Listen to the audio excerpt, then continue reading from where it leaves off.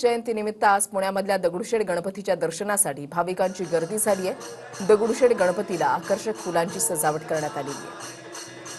आज माघी गणेश जयंतीच्या निमित्तानं दगडूशेठ गणपतीला भाविकांची मोठी गर्दी पाहायला मिळते।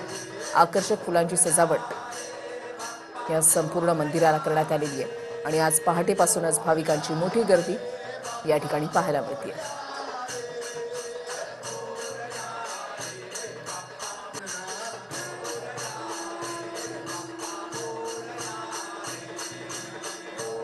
राज्यातल्या प्रत्येक गणेश मंदिरामध्ये आज सकाळपासूनच मोठी गर्दी जी आहे ती पाहायला मिळते आणि खास करून पुण्यामध्ये दगडूशेठ गणपती मंदिरामध्ये भाविकांची मोठी गर्दी झालेली आहे।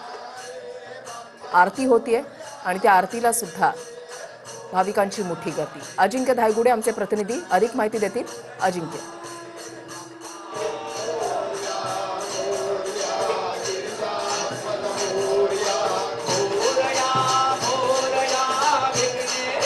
वृषाली अगदी बरोबर आहे। आज गणेश जयंती आहे आणि पहाटेपासूनच आपण पाहतोय की दगडूशेठ हलवाई गणपती बाप्पाचं दर्शन घेण्यासाठी भाविकांनी मोठी गर्दी केल्याचं चित्र पाहायला मिळतंय। सध्या मी मंदिराच्या गाभाऱ्यात आहे। खरं तर लांबच लांब रांगा मंदिराच्या बाहेरच्या आहेत त्या दर्शनासाठी लागलेल्या आहेत आणि मोठ्या भक्तिभावाने या ठिकाणी भाविक जे आहेत ते आपल्या लाडक्या बाप्पाचं दर्शन घेताना पाहायला मिळतात। खरं तर दगडूशेठ हलवाई गणपती बाप्पा जो आहे तो नवसाला पावणारा बाप्पा आहे, त्यामुळे गणेश जयंती निमित्त शहराच्या आणि देशभरातून भाविक जे आहेत ते दगडूशेठ हलवाई गणपती बाप्पाचं दर्शन घेण्यासाठी येत असतात। खरं तर सकाळीच दगडूशेठ हलवाई गणपती बाप्पाची जी आहे ती आरती पार पडलेली आहे आणि त्यानंतर दर्शनासाठी आपण पाहतोय की भाविक हळूहळू पुढे येत आहेत, गणपती बाप्पा समोर नतमस्तक होत आहेत आणि पुढे पुढे सरकत आहेत।